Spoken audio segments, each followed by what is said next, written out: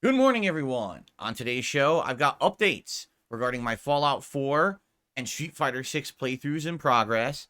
And also, today's big news story is controversy surrounding censorship in Stellar Blade. That's an interesting one considering all the discourse around that game up to this point. All this and more on today's episode of the Level 1 Podcast.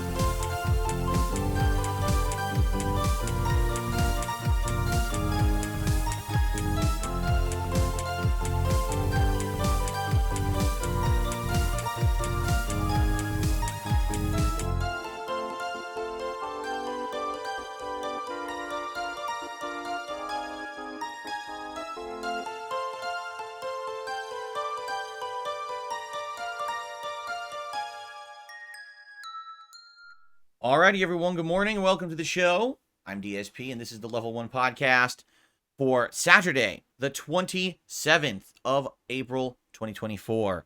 I hope that you guys are excited for a new game premiere today. I'm actually going to be playing an indie game called Another Krabs Treasure, which, from all reports, actually plays very similarly to Sekiro of all things. So that'll be interesting to see if it ends up being something that catches on. You guys all the time ask me for more indie games and say, can we have more indie stuff? And I'm like, to be honest, usually when I do indie stuff, it doesn't catch on. All right. Case in point, Harold Halibut, which we did about a week and a half ago. I thought it was interesting. It had a cool art design and the story was kind of quirky, had a unique kind of humor, and the stream tanked and everyone said, don't play it again. So I didn't. So we'll see, I guess, how this goes today. I definitely want to talk a little bit about Fallout 4, as well as my status in Street Fighter 6, as I feel like now in Street Fighter 6, I'm ready to take the next step with the character that I've been playing with. But also, the big gaming controversy today, Stellar Blade. Yes, only 1 day removed from its release, the entire internet is abuzz with anger, angst, and it's absolutely ridiculous.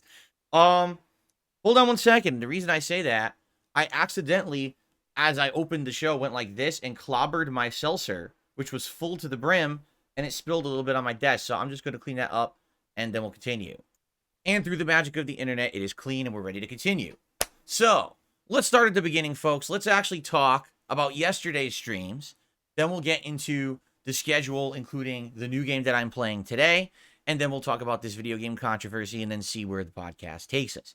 So yesterday, my day back from a day off, ended up being a pretty interesting day with a schedule switch. Reason being, my Fallout 4 playthrough, which I had started on Wednesday night, caught the YouTube algorithm as people were starting to search for the next-gen version of the game. Now, I didn't say that that was the next-gen version. I said it was 60 frames. And in fact, as I opened, I distinctly explained to everyone this was the pre-patch version of the game. But I showed everyone that on the Xbox Series X, you can enable FPS boost mode, which then makes the game run at 60 frames, even without the next-gen update.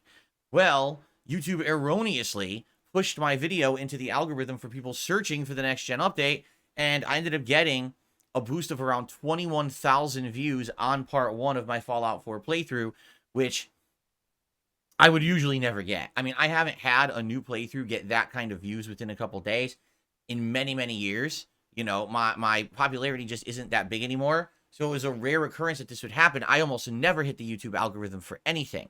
So to see that happen was unique. And because of that, I changed my schedule around to play more Fallout 4 yesterday. So how did that go? Well, I now had the next-gen update installed. And the first thing is that a whole bunch of new missions appeared, which we knew would happen. They said that they were going to add a bunch of missions for different kinds of armor and customizable things for like decoration. I didn't do any of them yet. I mean, I'm very early in the game. I wasn't going to go out of my way to do these missions and then get overpowered stuff at the beginning of the game. I felt that'd be pretty stupid. It would kind of screw the playthrough up. So instead, we just kept continuing on with the main storyline, although I did it a little differently than most people probably do. I finished that initial quest line for the Minutemen at the Concord Museum, and then I said, you know what? I'm not going to follow them to Sanctuary and do their mission because I know what's next. They want you to defend, but then build a base in Sanctuary. which I don't really like the base building mechanics of Fallout 4. I think that they're pretty stupid and don't have a place in the game, which is hilarious because then they just copy pasted those for Fallout 76 later. I wanted to continue on with the exploration and the story, which is what I did. So I just said, screw them. And I started heading south, and I went into Lexington for myself, and I did a whole bunch of, exploring, getting items, leveling up. I took out the entire, what's it called? Cortega? I think it's the Cortega plant or whatever. I cleared that out. I ended up actually repairing my power armor, which is really cool. And then I ran out of power, so I couldn't take it with me. I might go back there later if I find power cores. And I continued heading south down into like Cambridge and doing all kinds of stuff there. So it was a very fun stream. The game runs well. The game runs well on Xbox Series X, but the funny part about that is it ran well before the next gen patch. So I'm gonna be honest, like outside of maybe a few minor tweaks or lighting changes, I'm not actually sure what the next gen patch did for this game on Xbox. Now, maybe the next gen patch dramatically improved it on PS5, where I guess it was frame locked at 30 frames all along. Maybe on PC, although I've heard from what people were telling me here yesterday, the PC version actually sucks. Like the PC version screws up mods. So a lot of people who had been playing this now have lost all their mods or can't even load their save games, and people are furious about this change on PC. So honestly, what was the purpose of the next gen patch? I have an answer for you. Hype. The next gen patch really isn't a next gen patch. The next gen patch is a smokescreen, because Bethesda just had the Fallout TV series release and it did really, really well. And now everyone is craving content of Fallout, and people are buying Fallout 4. They're playing Fallout 76 in droves. They need something to play. So Bethesda rushed out a cumulative package update, right? That really doesn't have any significant improvements. For the Xbox, it already ran at 60 frames per second, and the visuals are pretty much nearly identical. It's really just the few extra missions that you get that's the big deal, which isn't a big deal. So this is a Bethesda's attempt to try to say, hey, so we know the show is good, here's new content, when there really isn't much to offer, right? I've just talked about this last week on the show. They idiotically have gotten themselves into a game dev cycle that doesn't work. You can't release a new game every 10 years and expect anyone cares. And especially when you're releasing a lackluster paint-by-numbers game like Starfield, no one's going to care. That game is terrible.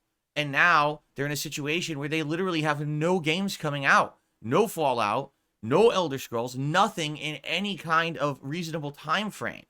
So now they've got a TV series that's hot and literally 9-year-old products to offer. That's it. They suck. Bethesda has screwed themselves. They overbloated, and they got to a point now where they can't even make games in a reasonable time frame where people will be able to consume them and enjoy them. And that's a major problem. So I'm curious what's going to happen moving forward, because this is their big opportunity to get prominent with a mainstream audience, and they have failed. You know, this patch attempt doesn't work. They don't have products to offer, right? It's sad. Now, here's the good news, though. I actually really like Fallout 4 right now. I'm doing a run that's so different from what I did in my earlier runs. I'm doing a melee build. I am doing a stupid build, Idiot Savant. So what that means is my character has 0 intelligence or 1 intelligence. They'll never be able to do anything that needs to be smart, like hacking. But they're strong, they're resistant, and they get good luck. So in combat, you get critical hits. You're getting this Idiot Savant where you get like triple experience, and I'm going to try to level that up even further, where you get even more experience. Critical hits do way more damage. Melee attacks do way more damage. So it's going to be a very challenging playthrough. For example, I ran into a guy who had a mini nuke yesterday. And for those who don't know, the AI in Fallout 4 is incredibly brain dead stupid. This guy has a mini nuke launcher and is shooting it directly at me when I'm in front of him. So he's literally nuking himself. I mean, how do you even fight that, right? The guy is so dumb. So he's nuking himself. I'm like, now how do I kill him with melee, right? I have to try to bully him, run up to him, and keep hitting him or critical hit him before the mini nuke goes off, or else we're all going to instantly die. And I probably died like 20 times to that until I finally got by it, right? So, made good progress, had fun, had a great stream, looking forward to more. I think this playthrough is going to be something interesting over the course of May. until new releases come out around May 21st. This will be a good thing to have for the first 3 weeks to balance in there. Plus, to be honest, I've only played the game once. I don't remember that much about it. Like, as I was exploring all these towns and stuff, I was like, I really don't remember any of this. But funny enough, I did remember a bobblehead location. So, anyway, good stuff and good progress. Now, what's going on with the Fallout 4 playthrough? Well, as of yesterday, we were talking on stream about how part 1 had 25,000 views. As of this morning, part 1 of my Fallout 4 playthrough has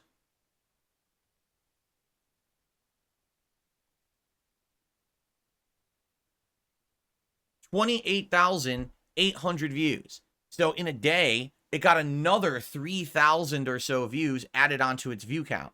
I told you this is how YouTube works. Initially, it hit the algorithm, but then it gets residuals and more people get to watch it.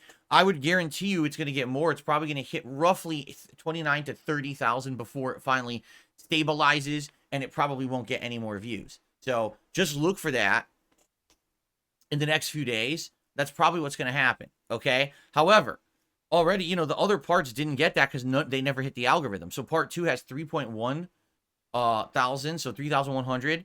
The new parts from yesterday actually have way more views on them than my typical videos would. Like part 3 has over 1,000 views already in climbing, and it's only been out for 17 hours.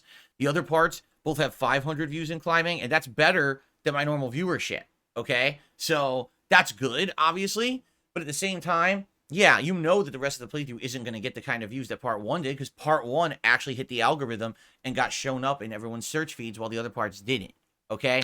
I'll just say this, if any of you were here as a result of the Fallout 4 video, and you're like, oh, I wonder what kind of content Phil does or whatever, I want to chat and stuff, you got to subscribe to the channel to be able to chat on the streams. I do 2 streams a day, typically, but you have to be a subscriber for 24 hours in order to do that, because if you don't, there is a 24-hour sub rule to chat, and that's okay. A lot of people don't like that, but the reason we have to do that is because I'm one of the most harassed and trolled people on the internet. And when I didn't have that rule, people were coming in here with, no exaggeration, 50 to 100 bots. And they were just spamming the chat with disgusting stuff that then we had to manually ban. And it was just too much of a nightmare to manage. Having the 24-hour rule stops all that. So thank you in advance to anyone who likes the new content, maybe checking it out. And perhaps you subscribe to the channel so you can talk in the chat. Okay? Cool. So that's what's going on with the Fallout playthrough, and that will actually continue on Monday's daytime stream. Okay? Last night was Friday night, which means Friday Night Fights and Street Fighter 6 and more Zangief. Okay? I even learned even more. I've been really trying to absorb Zangief techniques over the last couple of weeks that I've been using him by watching videos. First, I was watching the top Zangief in the world, Snake Eyes, and then I started watching like the number 2 Zangief Jr., and I learned spacing. I learned some hit strings and combos. I learned some pretty interesting techniques, and I tried to apply those last night, and for the most part, I would say they worked. It wasn't perfect. I did drop combos and the like, but now I have the ability to do some pretty decent combos from anywhere on the screen. I have a couple different interesting setups into throws and mix-ups, and it's doing pretty good. In fact, yesterday, since I started playing Zangief a couple weeks ago, it's actually my best performance with Zangief so far. Last night on the stream, I did 35 wins and 28 losses. I actually came out positive in my win-loss ratio, and that's rare. With Zangief, it's ridiculous, because here's the thing. Every time I face a top tier, you know, I lose with Zangief. Zangief just doesn't really have a chance against the top tiers. He doesn't, and everyone agrees. Like, the bottom tiers in this game, Honda, Zangief, Lily, which are basically the bottom 3, everyone agrees just they're not good and they can't hang against top tiers at all. So the fact that I can't win against them is pretty frustrating and disheartening. Like, I want to get better and I want to be able to hang, but I just don't see how I can. You know, keep in mind, this game's now been out for 11 months. Everyone knows the meta. Everyone knows all about how to beat Zangief. They know his setups. They know the tricks. They don't fall for them. They get out of them, and then they immediately get into a situation where it's like ginormous punishing damage.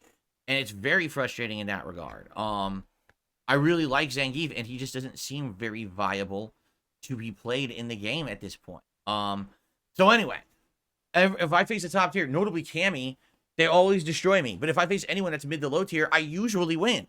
So it's kind of a weird mix where it's like either I'm very dominant or I just get spanked, okay? Now, here's the thing. I've been doing only casual play up to now with Zangief. I'm going to change that when I play with him again next. I'm actually going to do half the stream casual, and then once I'm warmed up, the second half of the stream will be ranked. He's currently 3-star diamond. My goal is to get him to master. I know this is going to be a ridiculous, very, very challenging thing to do. This is not going to be something easy. This is going to be an arduous task, an uphill climb. But I want to get him to master, okay? So, we shall see how that goes when I play it again later this week on a night stream. And it looks like it's probably Tuesday night when I'm going to be doing that. So, there you have it. Now, that's yesterday's streams. Today, we got a brand new game. It is called Another Krabs Treasure. It is an indie game made by Aggro Crab. Aggro Crab previously made other crab-related games. Didn't they make the one that was like a crab fighting game or something like that? I think so. I can't remember what it was called, though. But I didn't play that one. This one in particular, the reason I'm interested in it is, number one, it's Game Pass. There's no investment. I can just play it and see if I like it. And if I like it, great. We can keep playing it. And if not, it's no big deal. Similar to Harold Halibut a week and a half ago. If it doesn't go well, it's not a huge problem. We can just do other stuff. Okay? So let's see. Number two, it's supposed to be a Souls-like, although from what I've actually heard, it's not a Souls-like. It's like Sekiro. And I would say Sekiro is the least Souls-like game of all Souls-like games. It basically doesn't play like Souls in a lot of ways. It has aspects of Dark Souls, right? But it doesn't have, the constant parrying, the fact you can't change your weapon, all that stuff, make it into platforming, make it very different from other Souls games made by FromSoft. So I'm very curious to see how it plays and if it's any good. I hope it's good. I would love to play something different. If it plays like Sekiro, but it's a cutesy game, it could be pretty fun. I don't know how long it is. I don't know how challenging it is. We'll find out. We're going to check it out today and go from there. So that's the first stream today, Another Krabs Treasure. And then on the late stream tonight, it is the continuation of my coverage of Helldivers 2, which I have very much enjoyed over the last couple of weeks that we've been playing it. It's actually been 2 to 3 weeks now. And we're making great progress. We're at level 18 now. And we're trying to hit level 20. We had just unlocked the cannon. What was it called? Quasar cannon, something like that. And it's a really good weapon. It supercharges and just blows right through armor and the like. And I'm excited to continue my journey. I think if I hit level 20, I unlock the next major thing that I want to unlock. And it's always a good time, so I hope you'll join me for that tonight, 6:45 p.m. Pacific time. Tomorrow, Sunday, is React Day. What that means is we take a step back from gameplay for a change, and we do a bunch of reacting to various different kinds of content. The first stream will be over on my DSP Reacts channel, and that's going to be DSP versus the Internet, my weekly clip show, where members submit clips, and I watch them, and it's a big variety show, and I really enjoy doing it every week because of the variety of clips that get submitted. So if you're a member over there, remember you must submit your clips by the end of today's streams in order to make it onto tomorrow's show. Always a good time. Check out the channel, youtube.com/@DSPReacts. It's a fun time where every week we do this variety stuff, and there's been some other things recently, like my review of the Fallout TV show, which I hope you'll give a look. Then on the late stream tomorrow night, we're going to my other channel, DSP Throwback, where it's going to be a Retro React late night stream, continuing the Walking Dead Telltale series Season 1. We are currently in the midst of Episode 3, so we're going to wrap up Episode 3 and likely begin Episode 4, which should be an interesting thing to do. I've really loved doing these React streams to that game so far, and I hope you'll join me for that. It's always a good time. For those who might not know, it's youtube.com/@DSPThrowback, where you can find that channel. In addition, I should bring this up. Since Fallout is all the rage right now, if you like the Fallout playthrough I'm doing here, my original Fallout 3 playthrough from 2008 is currently being remastered, restored, and uploaded every other day to the Throwback channel. There's currently, I think, 7 or 8 parts live, with more coming frequently. Basically, what I did is they took my old school, very low-res camera, turned it into a 1080p HD upscaling, but it still has the original gameplay, the original commentary, and all of that on it. And people who are watching it are really loving it. So I hope you'll give it a shot. I know that a 2008 playthrough may seem kind of outdated, but at the same time, to see my initial reactions to everything in the game and the fact that I'm buzzed half the time, yes, back then I wasn't a professional YouTuber. It was a hobby of mine. So I was around drinking all night, recording, uploading, and slurring my words and being stupid, getting lost in the sewers and stuff. It was a pretty funny playthrough. I hope you'll give it a look if you like the Fallout stuff, okay? Cool. And then on Monday, we will get back to regular gameplay. The day stream on Monday will be the continuation of Fallout 4. And then Monday night, we're going to do Elden Ring Hay Tree. Yes, Elden Ring Hay Tree will start on Monday night on the late night stream. I know I haven't played Elden Ring at all as a late night stream since I brought it back a few weeks ago. But now it's going to be some late nights balanced in with everything else. So I hope you'll be there for that. And then we'll go from there. So basically, the games that I'm mentioning. Fallout 4, another Krabs Treasure, if we like it. Elden Ring until I finally finish it, because we got to get through all the Hay Tree and Melania and all of that. Street Fighter 6 and Helldivers 2, these are the games currently in the schedule. Now, if something changes, what if I don't like another Krabs Treasure? What if one of these games ends up concluding or whatever? Then we'll look for more. But the thing is, there are no major releases that I'm interested in until the 3rd week of May, in which case we've got Hellblade 2, as well as, hold on, there's like 3 games coming out that week, and I don't exactly remember what they are, so hold on one second. So it is Hellblade 2, System Shock Remake. Those both come out on the 21st. Then, on the 23rd, there's Paper Mario and the Thousand Year Door Remake, which I'm interested in. And then, on the 28th, Multiverses re-releases, now with its full version, with tons of new content and characters, which I want to check out as well. So, that's what's going on late in May. All right? I'm excited for that stuff, but we will be balancing all these other games for the first few weeks. If, anything else happens in the world of gaming that's interesting, we have the opportunity and flexibility to kind of squeeze it in the schedule and check it out. So, there you go. All right? There you go. Excellent. Outside of that, the only other thing I want to talk about today before we get to this gaming news controversy about Stellar Blade is an upcoming special event. I would like to do a special event in late May. Okay, basically by the end of May, I'd like to do my next marathon. What should it be? Well, we talked about various ideas: a fighting game fiesta, a rageathon, an indies marathon. And I will be honest with all of you at this point. I think I may be coming to a decision, and I think it's going to be something you guys are not expecting. Originally, it was going to be a fighting game fiesta, where I was going to play Street Fighter 6, Tekken, and indie game, or not indie games, retro games on Fightcade. But as you found out, I can't play Fightcade. It's too much of a risk of getting my IP exposed. So I'm not going to do that. I'm not going to ruin my business with that. So instead, we're talking about other ideas. And basically what I'm seeing, there seems to be people who feel that the Rageathon would not work. Reason being, typically there's not that many games that are going to make me rage. Maybe you find 1 or 2. What are the chances that you're actually going to find games that are going to make me rage all day? And so what it's actually starting to look like at this point is that this is going to be a very special Indies Marathon. I have not done an Indies Marathon event in so many years. I can't remember the last one I did. I used to do them fairly frequently because remember, indie games are not a regular thing in my schedule.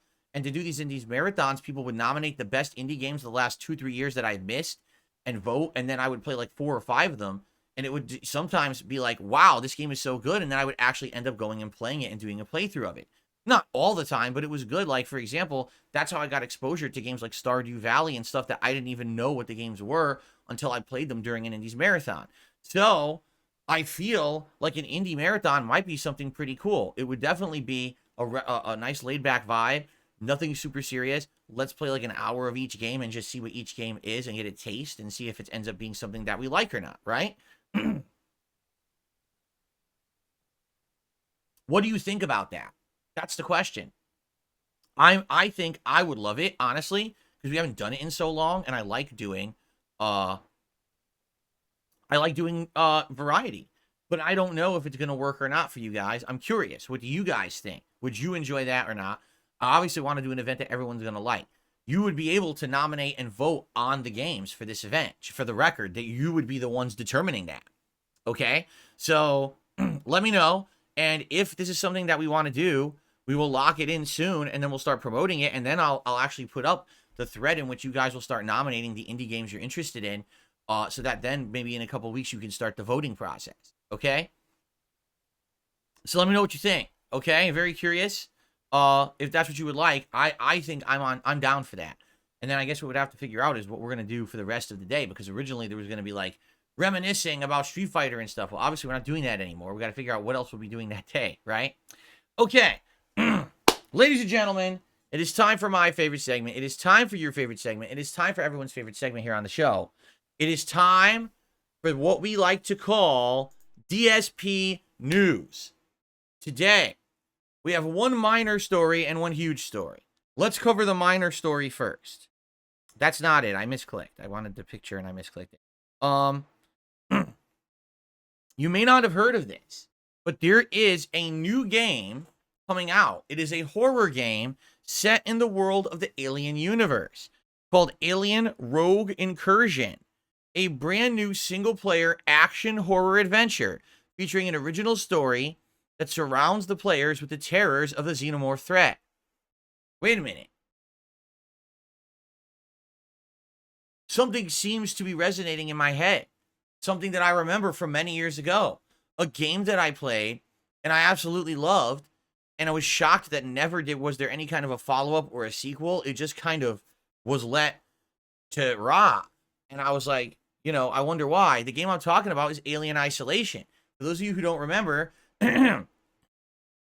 almost a decade ago at this point, it was a survival horror game where you show up on a space station and there is a xenomorph menace, but it's in process, meaning the xenomorph is growing and or kind of starting to stalk everyone on the station. But at the same time this is happening, also everything else goes haywire on the station, and basically all of the androids that are on the station go haywire and start killing the humans. So now you have two threats, the androids as well as the xenomorph that's stalking you during the course of the game. And I thought it was an absolutely outstanding game. Even though there were some things that I felt there were shortcomings, overall, I really, really liked the game. And it ended up being a very good playthrough for me that everyone really enjoyed. I was so surprised that after that game was out, never was there even a discussion of a sequel or a follow-up. It was just like an anomaly in gaming. And then no one really talked about it ever again. And that was just so bizarre to me. Okay? So guess what? There's a new one coming out called Alien Rogue Incursion. Except I have something I need to tell all of you. I withheld some information from you. Okay, are you ready? Alien Rogue Incursion is a VR game.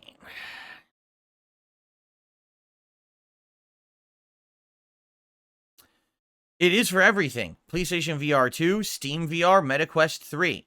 It's for everything. All VRs essentially will work with this thing, okay? But to me, when you tell me that, it's like, what?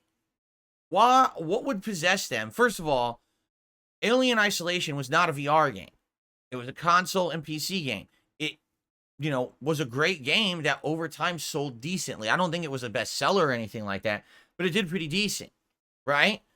So why on earth, after people have not had an alien horror game for almost a decade, would you come out and say, we're going to make another one, which is what people want.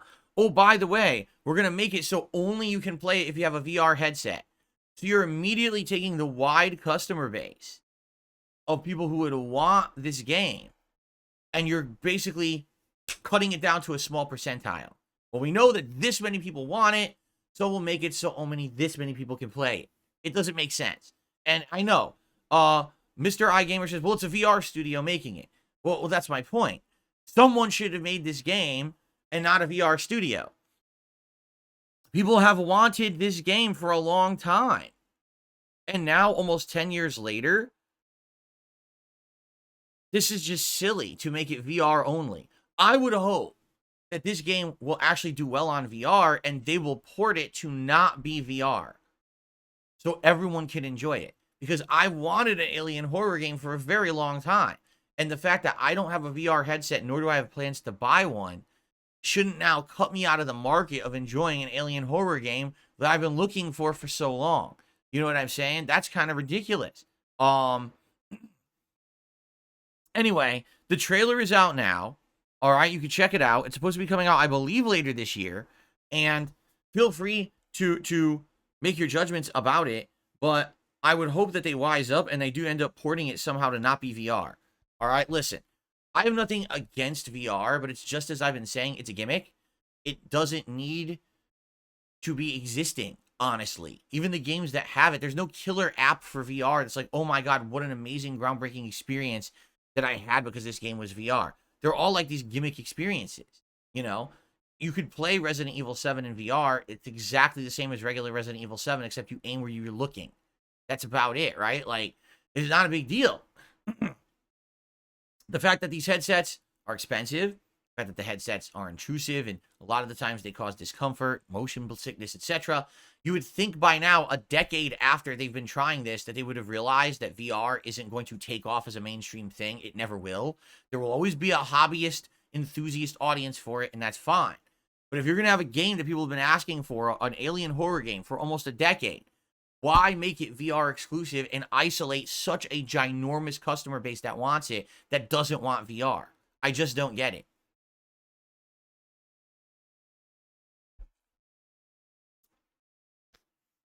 So, I guess we'll see what happens, but I'm certainly hoping that if the game ends up being good, there will be a non-VR version. Okay, let's get to the meat and potatoes of today's news. Ladies and gentlemen, it's time to talk about Stellar Blade.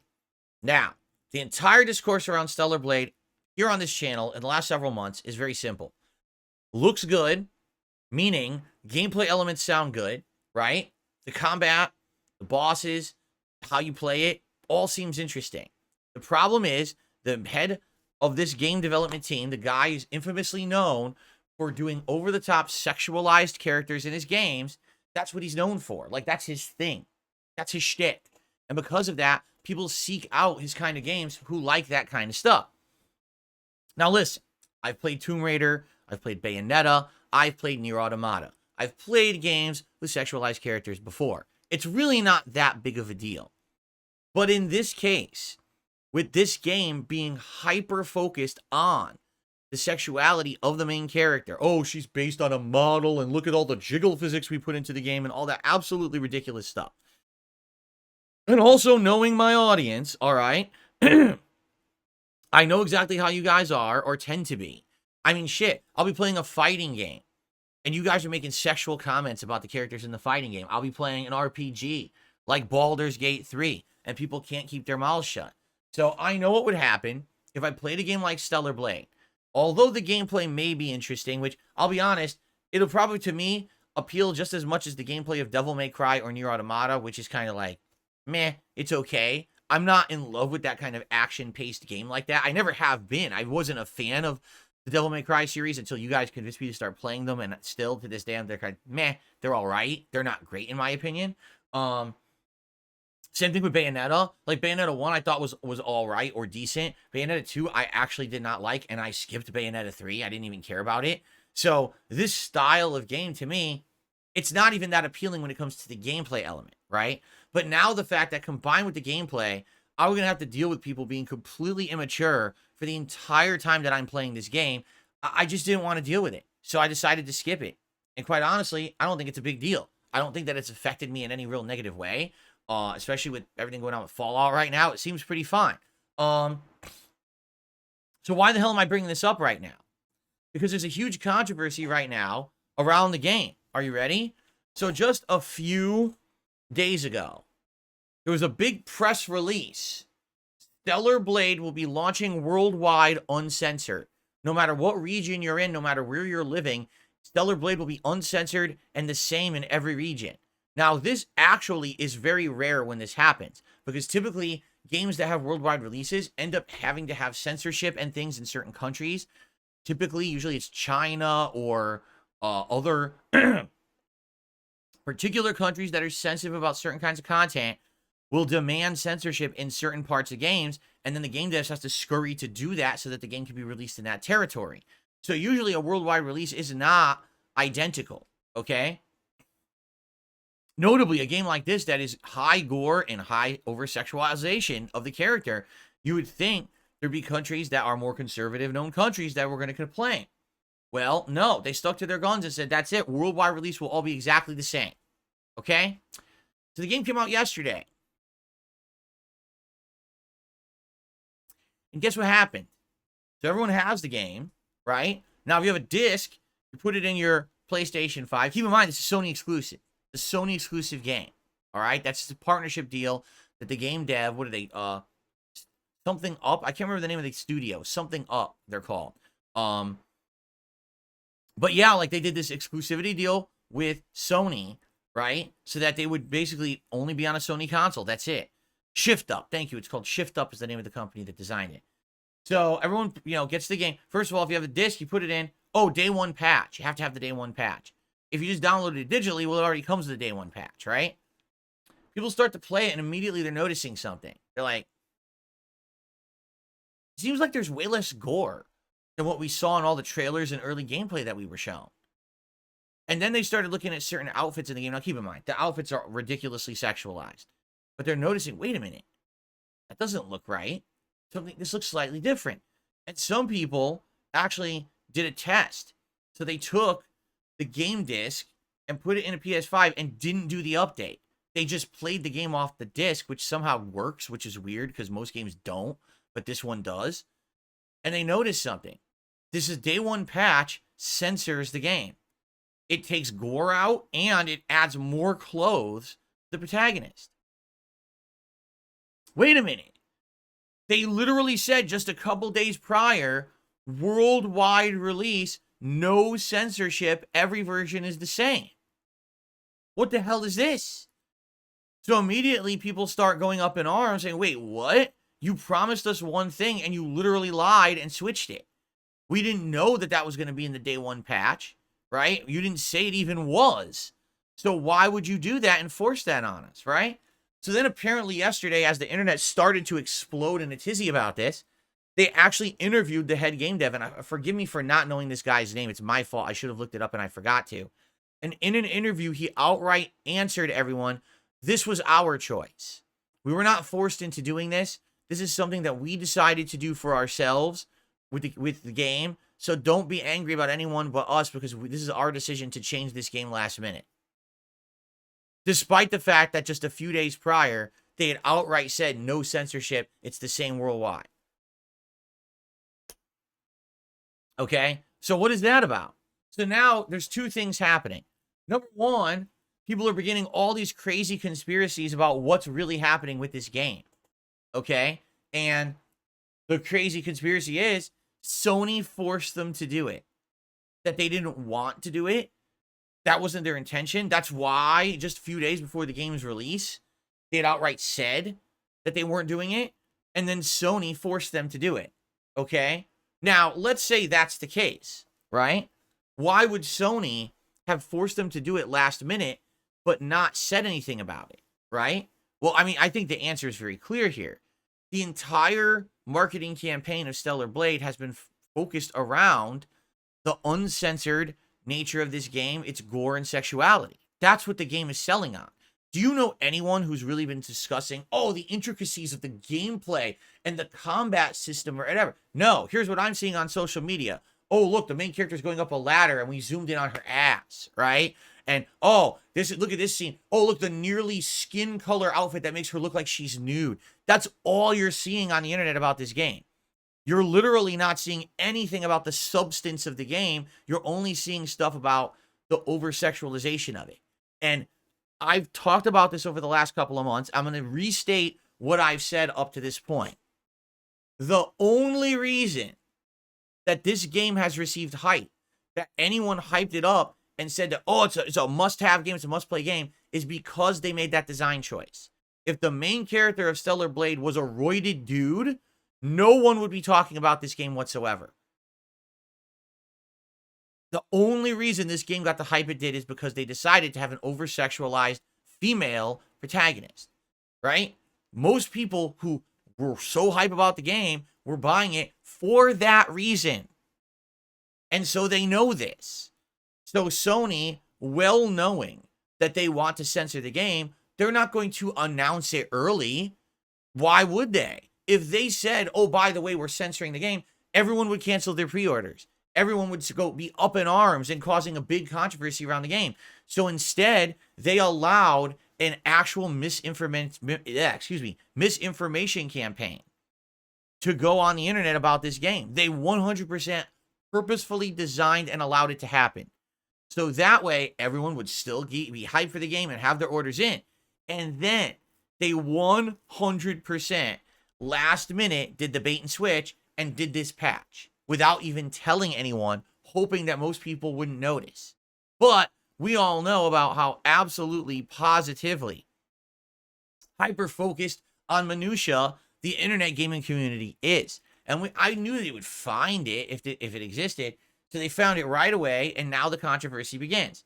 So the question is, how on earth does Shift Up get away with like 2 days before the game's release saying uncensored worldwide release, and then censoring it on release, and then saying, oh, we intended for that?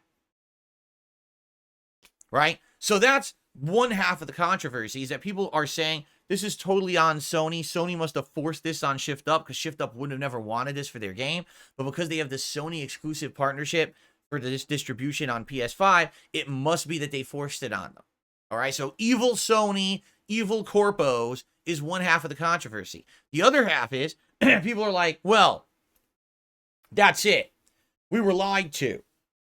If that's the case, I'm returning my game. I'm canceling my pre-order. I'm making sure that no one plays this game. We're boycotting Stellar Blade. I'm not kidding you. Yes, there's a group of thousands of people on this internet right now, okay, that are boycotting Stellar Blade because it has a censorship patch from Sony. And there's a big movement on the internet. I'm canceling my PlayStation Plus subscription. Hit them where it hurts, right in the pocketbooks. Make sure they know we're not going to stand for this censorship, okay? And that's actually what's happening right now. Now, I have a question for everyone out there.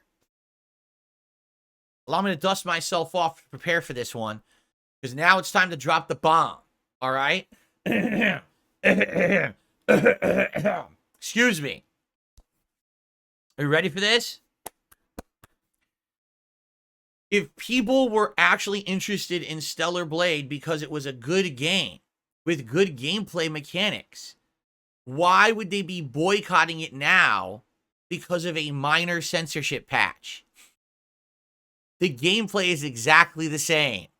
The story is exactly the same.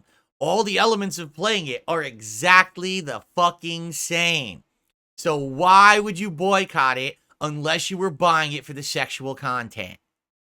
I rest my fucking case. I was right all along. These tons of fucking people were buying it for that content. They're upset now that the content is censored, and now they're going to boycott it? So what were you buying the game for to begin with? Again, I'm not crapping on the game's gameplay elements at all. From what I saw in trailers, it looked good. It reminded me of Bayonetta. It reminded me of, whatchamacallit, and some, you ever saw that game Vanquish? Reminded me of that. Reminded me of a Devil May Cry. You know, with some variations, because people are saying it's actually a little bit harder than that or whatever, right? Cool. Sounds good to me. Oh, by the way, all anyone's talking about the game is sex content, right? The girl. What the fuck? Well, guess what happens, right? Reality slaps everyone in the fucking face. Reality is, most people were buying this game for the protagonist, and now that the protagonist is censored, they're all pissy about it, all right? I rest my case. There would be zero boycott on this game if people only cared about the actual gameplay elements. They don't. This game could have been a game where you just fucking mash a button and enemies explode into gory balls of whatever, brains shooting out of them. I'll use this. They still would have bought it. They bought it for the sexual content. That's what they bought it for. Or else they would have been not pissy about this. They would have, oh, it's not a big deal. Well, it's a big deal now, right? Now, do I agree with this practice of what happened? Absolutely not. I am completely 100% on everyone's side. You were promised a product. You were advertised a product. You were sold a product. And if that's the product you wanted, and you paid for it willingly because that's what you were told you were getting, and you got something else, and you were lied to about it just a few days beforehand, you absolutely have the right to complain and be upset about it. There's nothing wrong with that. I am on everyone's side here. It's bullshit that they advertised the game one way, said that's what it was, said it was uncensored, and then censored it. That is complete nonsense. That should never happen in any industry, right? In any industry. That's like saying, oh, we have a new car, and it has a brand new feature, I don't know, new brakes, right? Brand new revolutionary brakes. Everyone pre-order the car. So everyone pre-orders the car gets delivered, it doesn't have the brakes. What the fuck? What we bought the car for. It's what you advertised it on, right? How can you then do a bait and switch? You can't. There'd be lawsuits out the ass, right? Well, guess what? This is a case where there is concrete 100% evidence of misadvertisement.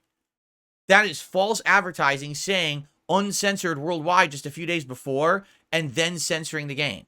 So if anyone ever wanted to make a statement in the games industry, now would be the time to do a class action lawsuit against them and say this is false advertising and you need to pay for it. Now, I don't know if it will go against Shift Up. I don't know if it will go against Sony. I don't know if it will go against both. But they absolutely have a case for this. In this case, this is concrete evidence that it happened, and that is 100% misrepresentation of the product. And they, at the very least, should offer people refunds. All right. Now, I think it's the stupidest idea ever for a refund. I want a refund because there's, it's not sexualized enough for me. Well, listen, I think that's dumb, but at the same time, you made your judgment based on what you wanted. If you didn't get what you wanted, but you were promised it, you have the right to get your money back. And I think people should get their money back if they want it. This is ridiculous. It's absolutely absurd. And you know what's funny, too? It's very funny how the narrative changes. Because up until Friday, everyone on the internet, oh, Stellar Blade, we can't wait for Stellar Blade. It's going to be the best game ever. Stellar Blade, the devs are amazing, guys. Can't wait for this game. Stellar Blade, Stellar Blade, Stellar Blade. And now, literally every piece of discourse I see on the internet, fuck Stellar Blade, fuck Sony, fuck this, fuck the censorship, fuck this. It just completely flipped on its head. Do you want to know the one thing that absolutely no one has mentioned about the game? The fucking gameplay. No one is talking about if it's good. No one is talking about anything in regards to the gameplay experience. There's people out there who wanted to wait for the game to come out to see if it was good.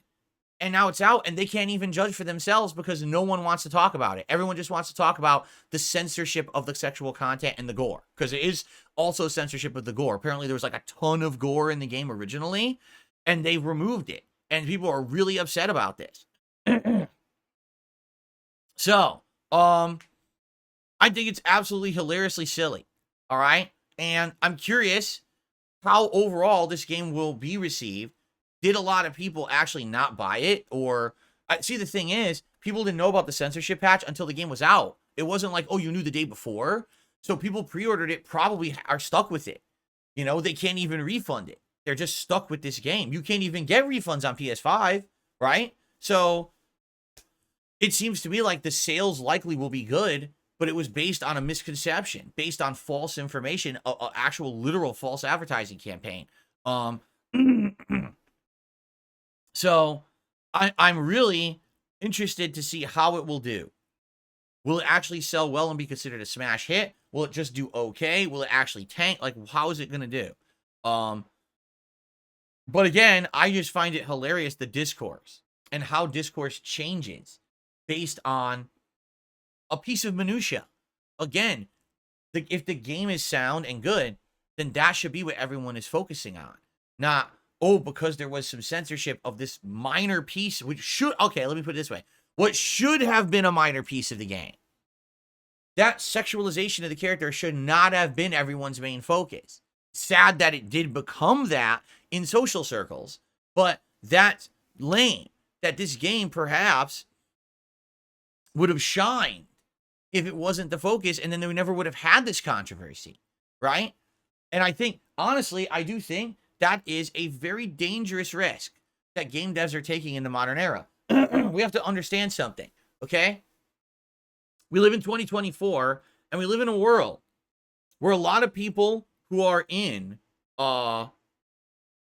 essentially, hold on, a lot of people who are in power in these companies, in the media in general, are of a certain mindset, right? And it may not even be the mindset that is 100% dominant, but they're the ones in charge, right?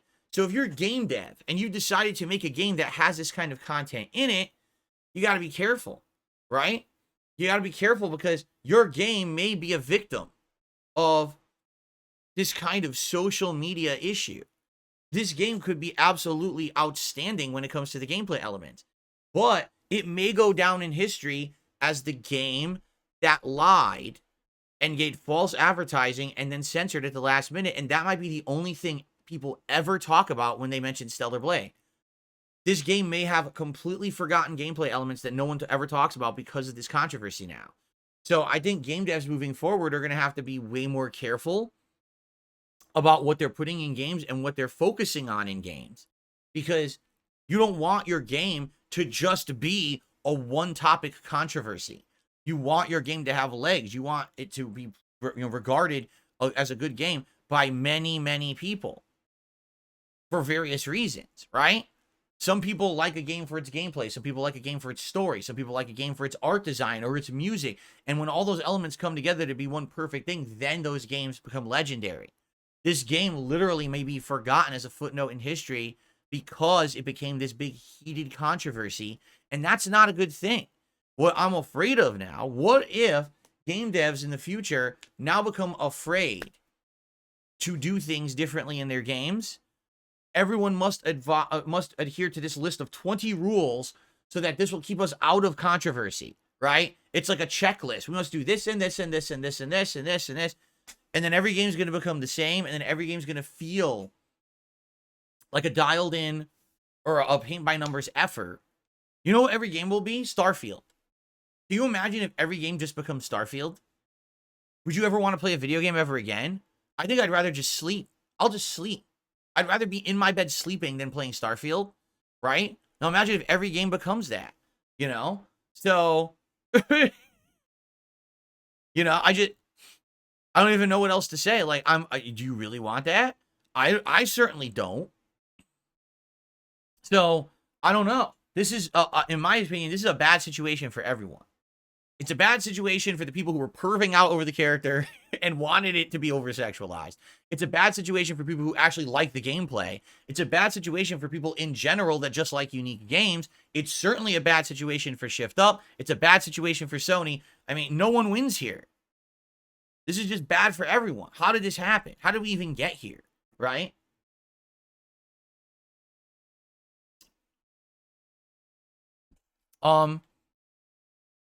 Yeah, I'm shocked, but I just hope it doesn't affect the whole industry. I don't want to see the industry change negatively because of something like that, Anyway, I'll continue to follow the story. I think next is going to be, does Sony say anything about it? Or how does the game actually sell?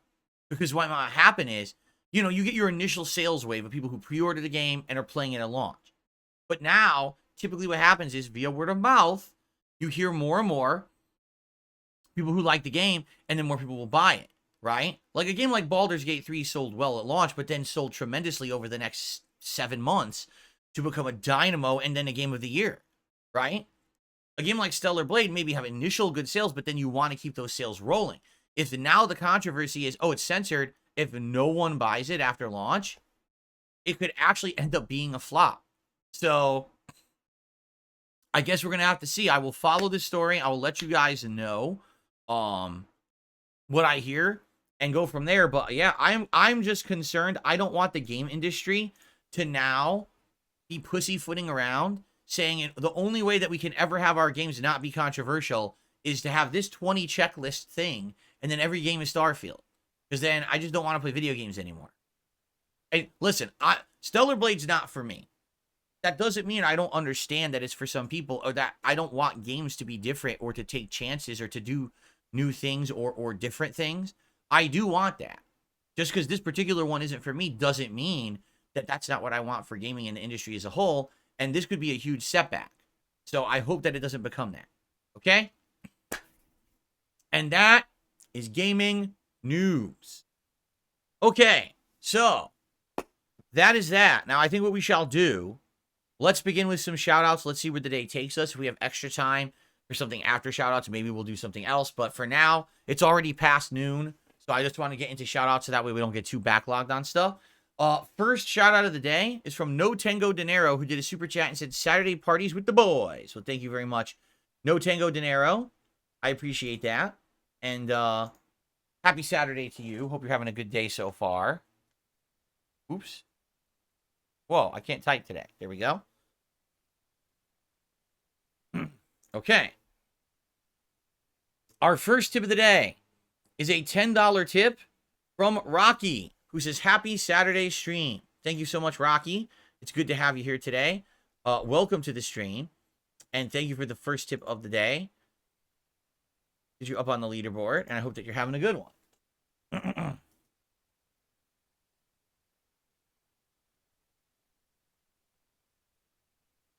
Okay. Very cool. Reminder, we have new animations.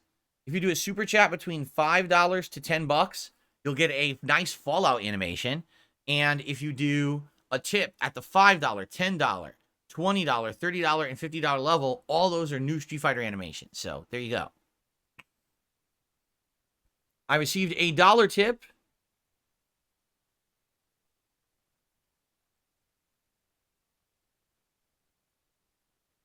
Wrong. So this person is completely wrong, but fine.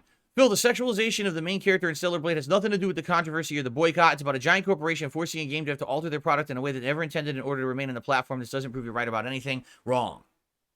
Wrong. Because here's the thing. Day one patches happen on every single fucking game. Every single fucking game has a day one patch. The thing is, typically day one patches are done for things like bug fixes or little last minute tweaks. Visual changes like this happen all the time in video games. All the time. Why is this the only time that it's a thing of contention that caused this boycott or controversy? Why? Because people cared about the sexual content of the game. That's why. Literally. That's why. If it was just a little tweak here or a little tweak there and it didn't affect the thing that everyone was wanting, they wouldn't care. But because it affected the sexual content, boom, it's a big deal. You're absolutely, positively wrong. But thank you for the $1 tip.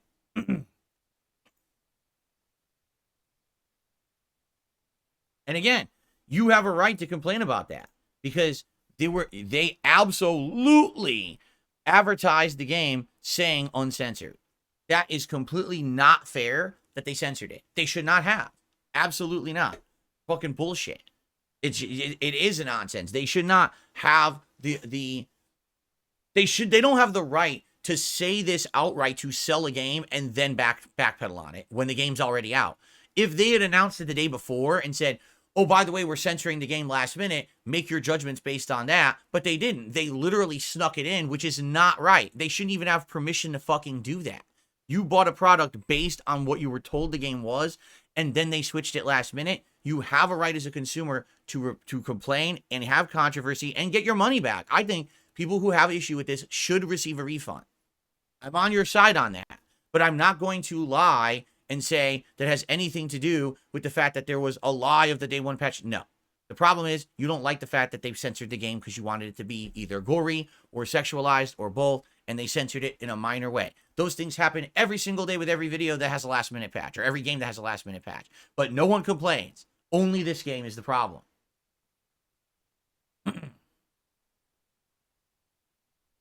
Okay.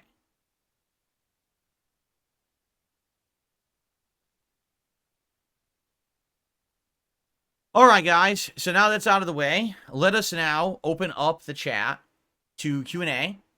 If you guys would like to talk, please tag me in the chat, and we'll see what people want to discuss today for the next 20, 30 minutes or so. Because we got through everything else. And again, probably not enough time for the suggestion box today because we had some news to talk about.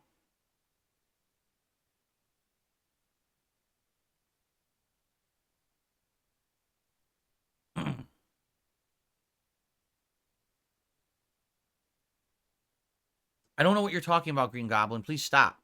No one knows who that is. You know, it's a gaming podcast, so ask me specifically about the name of someone who I don't know who they are, right?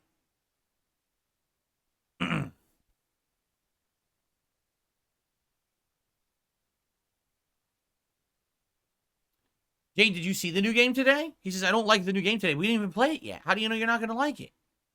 I don't know if I'm going to like it. The Tarkov controversy would have been a better story. I don't even know what that is.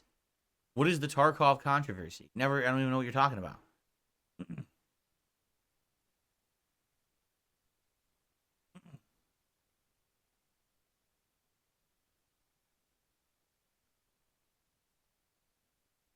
No, I haven't played Sandland. As you know, I'm staying away from Japanese RPGs.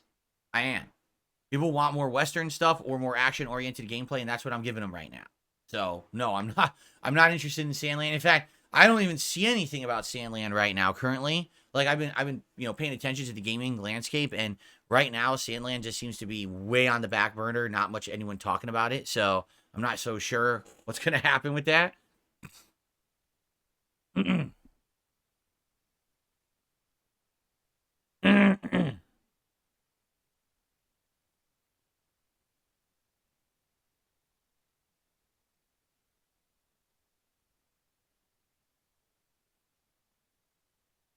Tarkov has released a $250 pay-to-win DLC breaking promise. I don't know the full details, but people are pissed.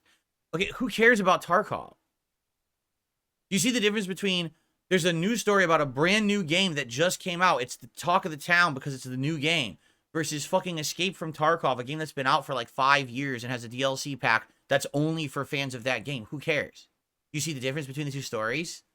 One is a mainstream story covering a hot new game that everyone's talking about. The other one is a small group of niche players that only care about the game. Like, they're not even equivalent. Then you say, why didn't you cover the Tarkov story? Because it's not a mainstream story. That's a story. That's like, you might as well tell me I need to cover the story about Gary's mod. Yeah, Gary's mod is being forced to remove all Nintendo content. After 20 years of Gary's mod existing, Nintendo finally hit them with a takedown and they have to remove all Nintendo content. Who cares? It's fucking Gary's mod, dude. It's a fucking niche thing. It's not a mainstream news story. That's why I don't talk about it on the show. Nobody cares. If you're the biggest fan of Tarkov, you probably care about that. I don't. If you, oh my God, Gary's mod. I've always cared about Gary's mod. I mean, that's nothing that anyone in my audience is really going to care about. That's why I don't cover those kind of niche stories,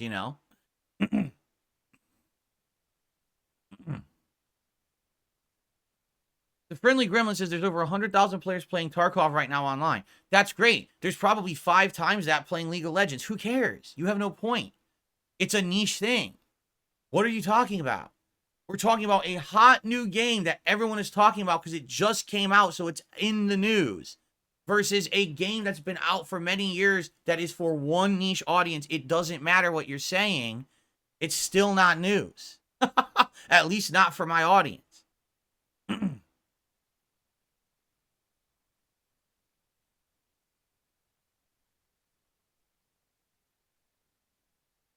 Anso Kamaru says, I've seen a lot of people saying Sandland is trying to do too many things at once. It doesn't really master any system or game flow. Yeah, I don't even know how it plays. I don't even know how it plays at all. So.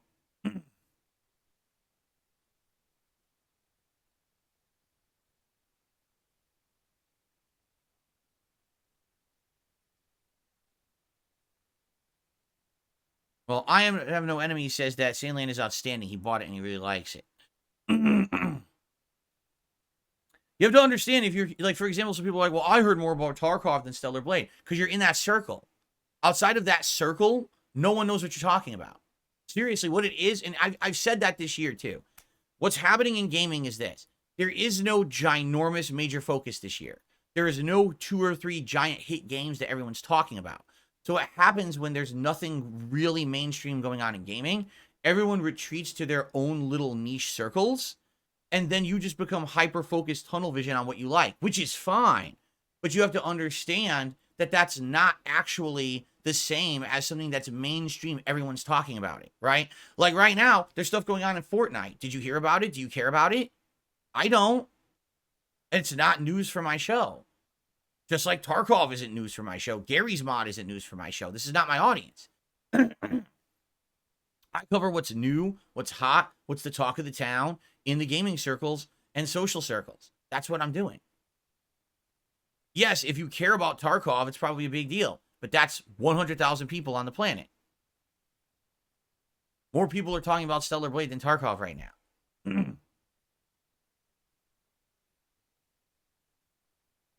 No, I didn't ever hear about a game called Megaton Musashi, a mech fighting game.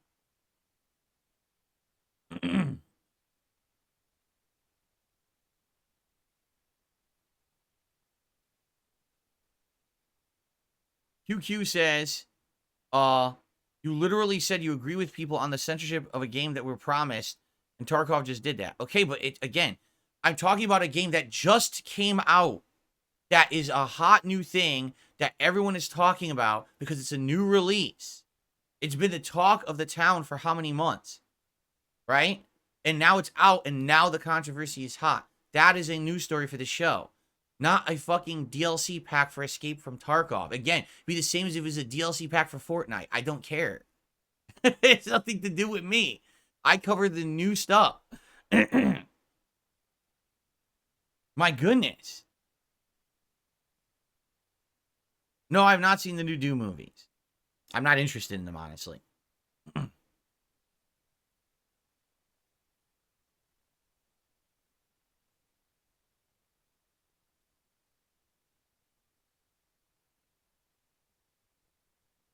Yes, Hellblade 2 is only on Xbox, correct? Is it, no, is it on PC as well? I think Hellblade 2 is Xbox and PC.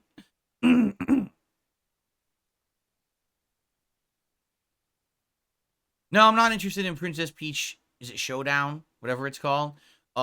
It's another Mario platformer. It looks good to me. I like Mario platformers, but sadly, the Mario stuff lately has not done well. Even playing Mario Wonder last year, it was like really hard to get people to come out to the streams. So I'm definitely scaling back on that kind of stuff, and that's why I didn't play it.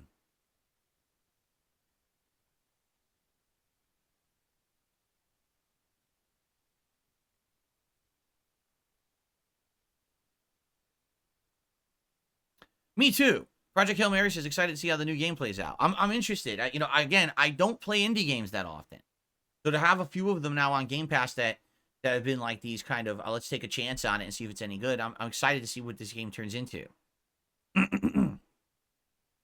Yeah, I don't care about the new Dragon Ball Z game. I've now been around the block playing stuff on YouTube for 16 years.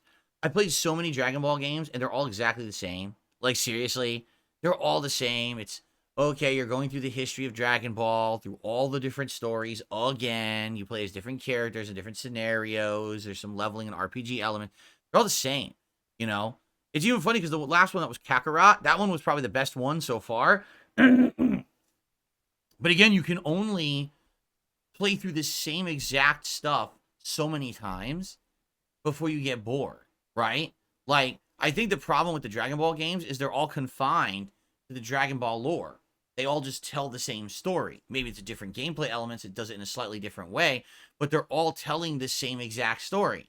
If there was a game that actually told a story that was its own entity, like imagine if there was a Dragon Ball game that told a new story, new protagonists, new antagonists. I'm not saying you need to have all new protagonists, but maybe like other people, new fighters teaming up with Goku and his group, and they're fighting a new threat to the planet or whatever. You know what I mean? That'd be neat. Now, of course, you say, oh, well, it's not canon. Well, that's fine. It doesn't have to be canon. It could just be like a game of its own entity. They do that all the time with other IPs. I don't know why they don't do it with Dragon Ball. No, you say Xenoverse did that, but not really. Xenoverse added a couple new villains, but most of Xenoverse was reliving past events, only with alternate scenarios, but still reliving the same past events, right? And then Xenoverse 2 literally did the same thing again. So it was like, I don't know. I really lost interest in Dragon Ball only because it just seems all too the same. It's the same thing over and over. And if one of these games would innovate and do something different with the plot, maybe I'd like it more. Right? I tell you right now, if there was a Dragon Ball game, they announced Dragon Ball Z, and it's a new plot, new enemies, new spin-off, I would like it. I would be interested in it. But I just don't want to play yet another Dragon Ball Z game that's going to be the same plot. So this Sparking Z seems to be that, and I'm like, meh, don't really care.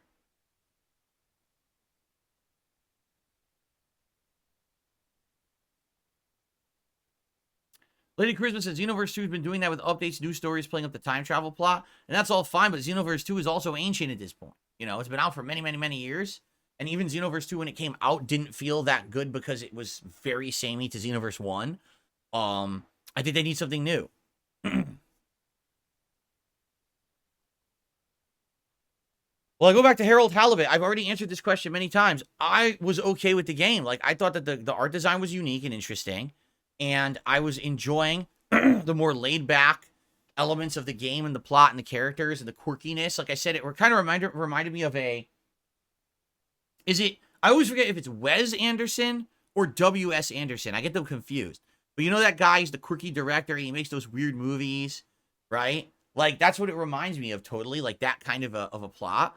So I was like, I've never played a game like that before. So I liked it. And literally, as I'm playing the game, we went from over 400 viewers down to 200. The people who were on the stream were complaining the game was boring. And the videos barely got any views. It's Wes Anderson? Okay, thank you. I keep getting them confused. So it's Wes Anderson. Yeah. So I don't know what to tell you. Like, it was an indie game. I took a chance on it. I thought it was neat. The audience did not agree with me.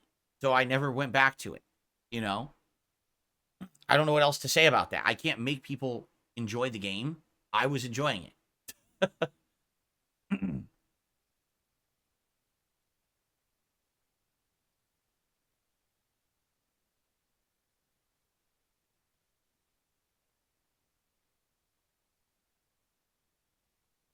Oh, really?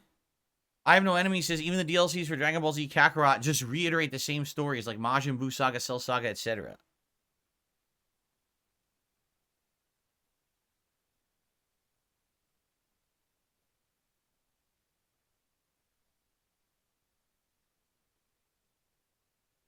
Joel Off says, I'm enjoying your Fallout through playthrough more than expected. It shows two things. Fallout's design fits your playstyle very well, and we desperately need Fallout 5.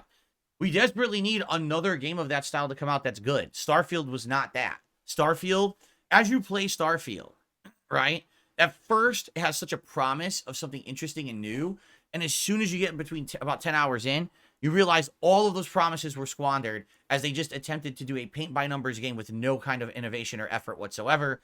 All the things that they added that were new are crap and not needed or just superfluous and not even executed properly. Like the space travel is ridiculously bad. And then you just get bored. You're like, what a boring game. I'm 5 hours into Fallout 4, and I'm already having more fun than I was in Starfield. You know? I can't wait to get this melee build going even better. I want to build it up and be... I like the idea of the idiot savant, right? The guy's a moron, but he just gets lucky and bumbles through the game, bashing things. You know, I like that idea. I know it's going to be very challenging because everyone in the game has guns that hit you from a million miles away. So I got to become like a tank. I'm going to have to get all those abilities where like bullets reflect and shit. I'm going to have to get all of that in order to survive. But I'm very excited for it. And I hope that it ends up being a fruitful playthrough because of that. And you look at Stellar Blade. Wow, excuse me. And you look at Starfield and you're like, what the fuck? What is this? So boring.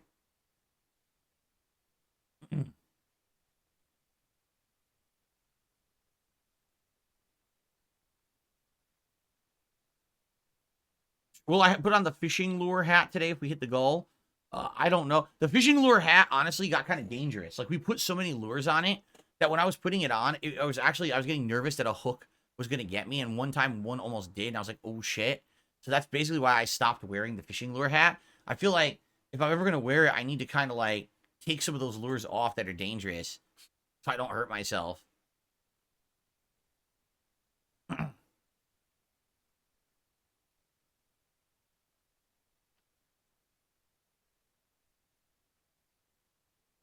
Outer Worlds is boring as hell. Have I played it? Outer Worlds has absolutely great plot. Has good factions, good world design and story, and atrociously boring gameplay. The gameplay loop of the gunplay is so boring. So...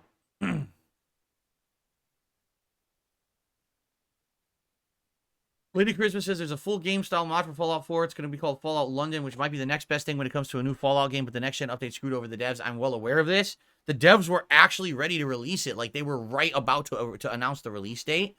And then Bethesda announces this next gen patch, and the patch comes out, and it screws over a lot of mods, including this London mod.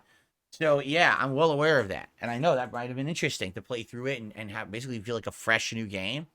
I probably would have checked it out if you guys wanted it. The mods are on Xbox, so that would have been something to do. But now we're all kind of, it's on hold right now, right?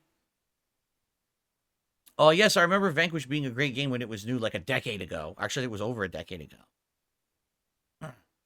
What build does Kat have in Fallout 4? You know, I'm not even sure. I've watched her play some of it, but I never really paying attention. She's using various weapons. I know she has a sniper rifle. She has a laser weapon. I'm not actually 100% sure. I think she put a lot into intelligence. I'm pretty sure she maxed her intelligence. Because she was upset because she didn't have the high-level lockpicking, but she had the higher-level hacking, but then she needed lockpicking, she didn't have it. So I think she did perception and intelligence and persuasion. That's what I think she did. That's what I think she did, if I remember correctly. Because I know she's doing all the speech challenges and acing every one of them. Yes, Kat played the other Fallout games, all on Game Pass. She played them like 2-3 years ago. She became a huge fan of Fallout just playing through them.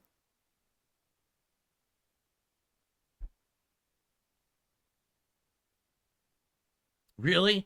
Felix Fox says there was a mod called Tale of Two Wastelands. It combined Fallout 3 and New Vegas into one game, but now that's broken too. Fuck. Would I check out the original Fallout games on the mini PC? I don't know how fun that would be for people. Like, they're very different games, being top-down, click-around style games with RPG elements. I don't know if that would be entertaining for an audience to watch today. You know what I'm saying? Like I get it, back in the day, that kind of game was all the rage, and Fallout was popular on PC back in the day. But I don't know if people would care about to watch me play that. They might fall asleep. You know?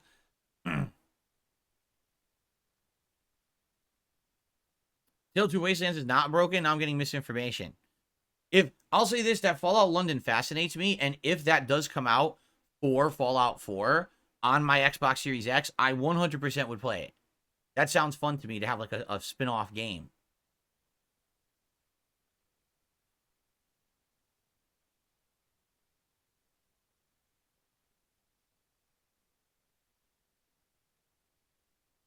It's a Fallout New Vegas mod, not a Fallout 4 mod. Oh, okay. That wouldn't affect it. Gotcha.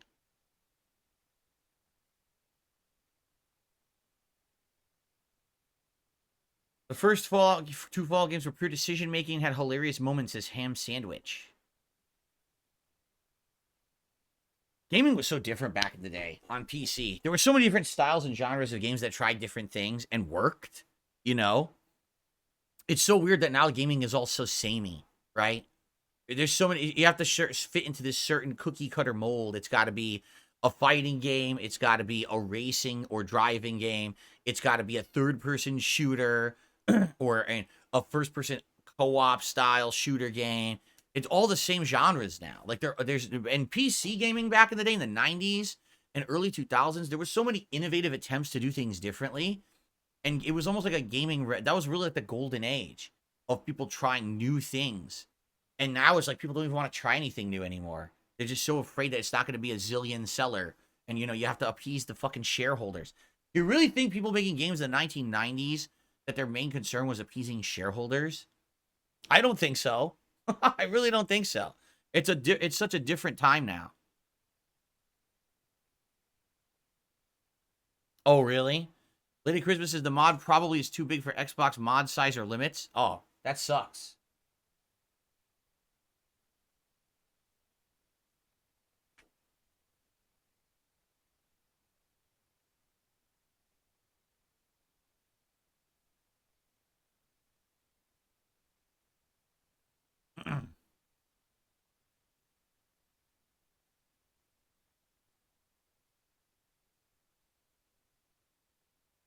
Shotgun roulette. You know, so we were talking today about this indies, when we're talking about these indie, well, my eyes are burning all of a sudden. Hold on one second. When we're talking about an indie marathon coming up, possibly, understand that that could be an ample opportunity for me to finally use the mini PC. Because a lot of great indie games are PC exclusive, or they come out on PC first, correct? So it might be a great time. Maybe we'll just sit there and play a whole bunch of games off of Steam. I'd be down for that. Actually use the mini PC for something. I think that would be pretty neat. We're talking about PC gaming now. Like, oh, you know what? It doesn't have to be, indies off of Game Pass or anything. It could definitely be a bunch of indies on PC. It could be really fun.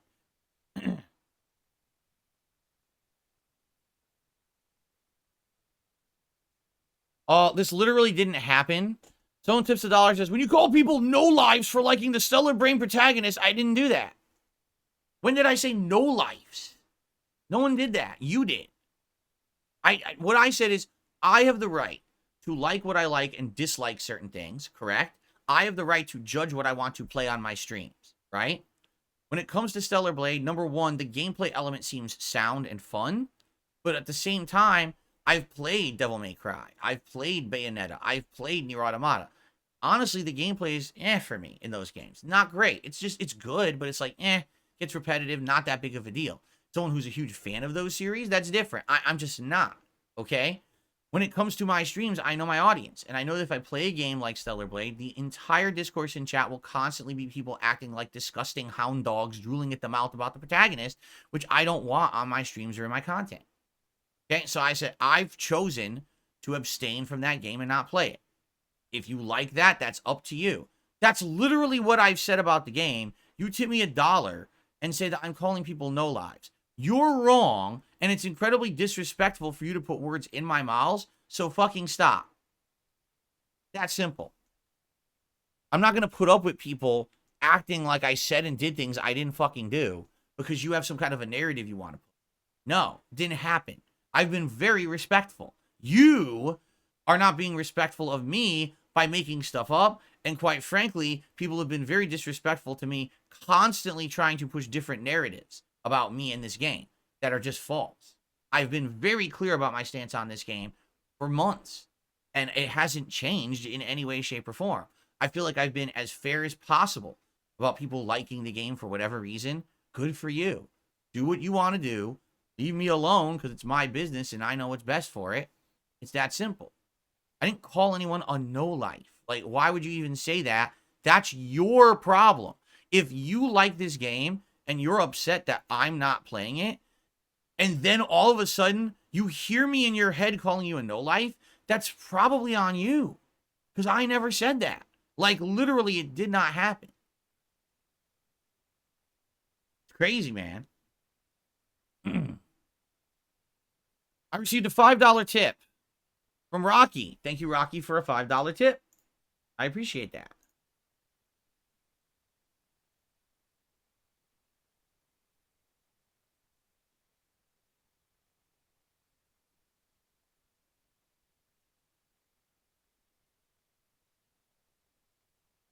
I received a very generous $45 tip, and it's anonymous. Thank you for an anonymous tip. So that would be the $30 category, which is cool because we have not really seen much of the $30 animation.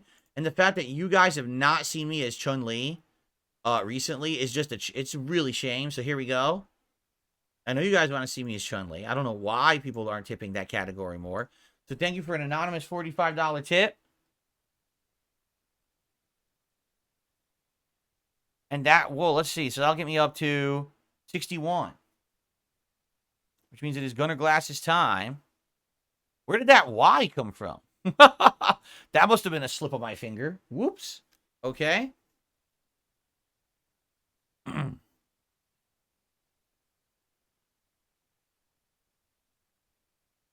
Right.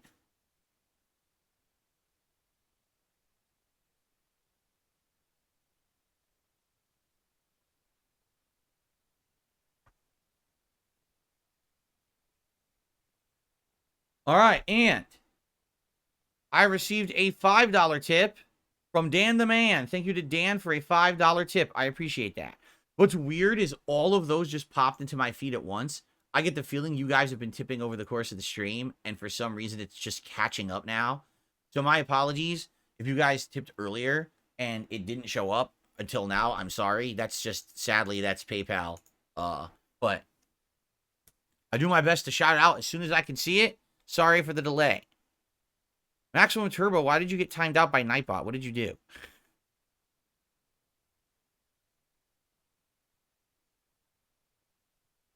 Oh,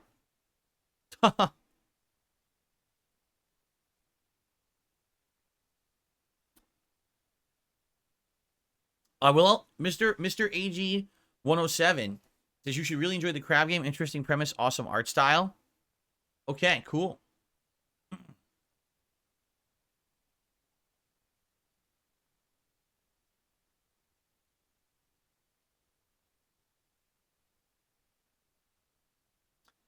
Ham Sandwich, I watched the Fallout show. I loved it, and I reviewed it on my channel, DSP Reacts. If you want to check that out at youtube.com/@DSP Reacts, it's the featured video on there.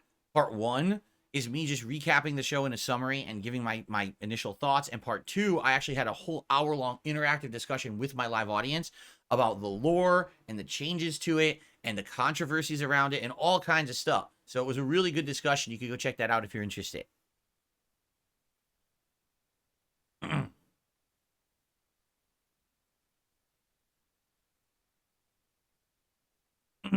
Excuse me.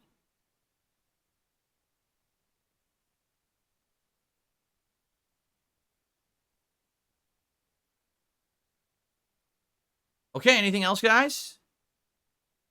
Any last minute questions or anything for me before we adjourn and we get set up for another Krabs treasure? Treasure?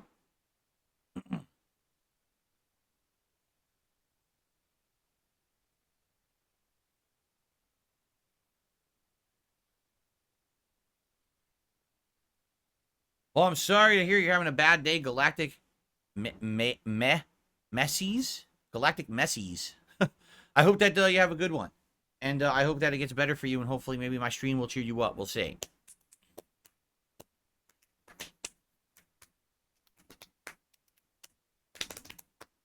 Yes, it's called DSP Reacts. youtube.com/@DSP Reacts is how you get to it. Have I eaten crab before? Yes. Not often. Crab is very expensive. So I don't eat it often. Very rarely. But the crab that I've had is amazing. It is delicious. Particularly crab cakes is probably the most crab I've ever had.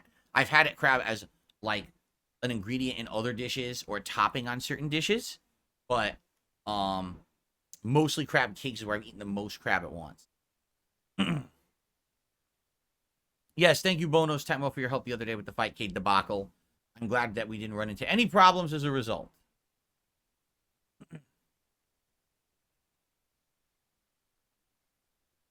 Is there a Red Lobster near us? Thankfully, no. Red Lobster is atrociously bad. They just are. Red Lobster is to seafood as Olive Garden is to Italian food, right? They are just not even close to being authentic in any way. It's just really homogenized, Americanized, generalized, pumped out mass quantity nonsense. It's gross.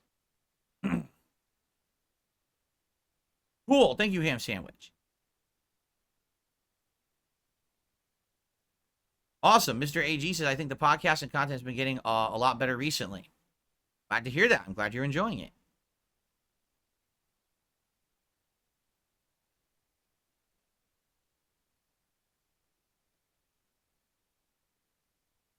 Yeah, exactly. Red Lobster is expensive, but you're paying a lot of money for the lowest grade of seafood. It's like frozen, mass produced. It's not anything fresh or anything. The shrimp, like if you ever get shrimp at Red Lobster, you have to get shrimp that's either completely slathered in garlic and butter, or you have to get shrimp that's like breaded and dip it in a million sauces. If you just eat shrimp, they taste like nothing because they've been frozen for like 7 years. They're terrible. They're not fresh. There's a reason why when you go to Olive Garden, you get unlimited breadsticks. When you go to Red Lobster, you get unlimited cheesy biscuits, and that's what everyone talks about because that's the best thing they offer, the unlimited baked shit that they just, again, they mass produce it in a factory, they toss it in their oven, they bring it out for you. The food itself is not good.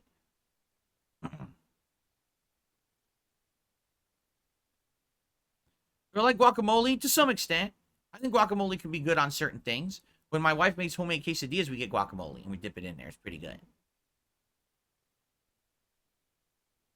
Lilica says, I admit you're good at talking to an audience and I enjoy the podcast. I'm glad that you feel that way. It took a while. You have to understand something. I've been doing this for 16 years. The first many years, I didn't even appear on camera for like a year and a half. And then it was only me just talking to a camera as on demand. Then even when I started live streaming, it was just me talking to the stream, but it was, again, no interaction. It wasn't until 2017 that I became interactive and started being on camera all the time. And then it wasn't even until a few years ago that we implemented this daily podcast with interactions. So I would say it's been about 2-3 years, right, that I've been working on this, and I've gotten better and better at it, and I'm glad that you guys like it. Buzzlop, thank you for the super chat. No, I've literally today 100 million times talked about Stellar Blade and said everything I have to say about it. I'm not going to reiterate myself again, but thank you for the super chat.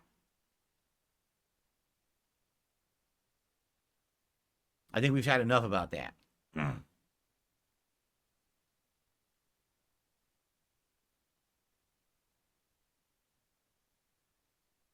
Orcs or dorks, stop trying to cause problems. How dare you? How dare you? Trying to cause controversy. Stop that right now.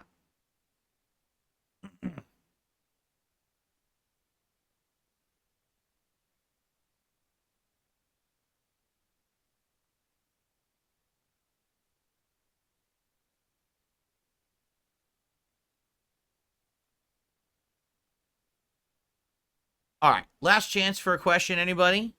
Everyone wants to hit me up with a question or whatever. And then we're gonna adjourn and we're gonna get set up here for another Krabs Treasure.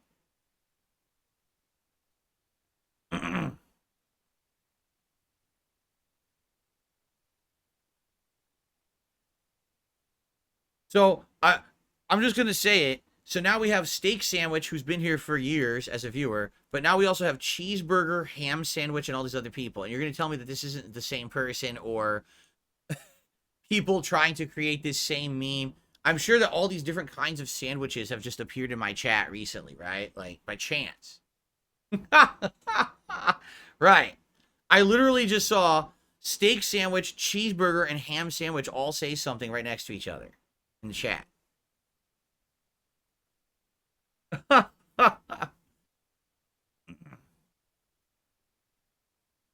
Steak Sandwich says they're flattering me, but maybe they're trying to insult me. I don't know what they're doing.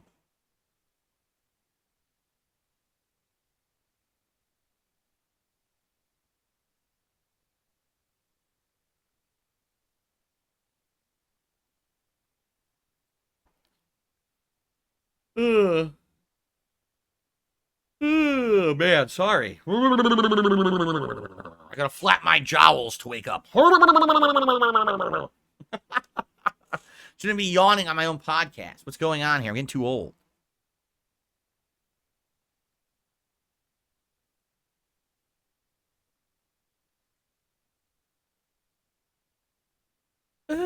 Okay.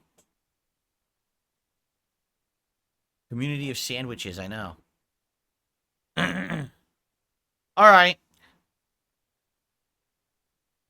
I think it's time to end the show. We've had enough. We've all had enough of me, that's for sure. We need to do something different. Even I'm putting myself to sleep. That's a bad sign. So let us end the podcast for today. Thank you guys for chilling with me. Thank you for the early support. Hopefully, another Krabs Treasure is good.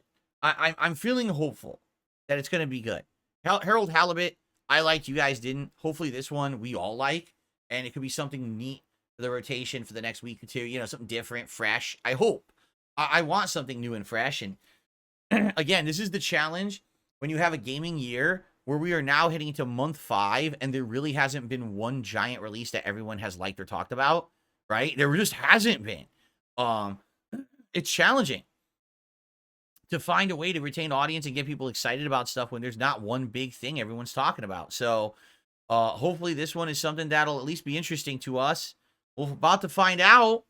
I thank you all for watching the Level 1 podcast. I'll see you tomorrow, and I guess we'll discuss how it is then. See you then.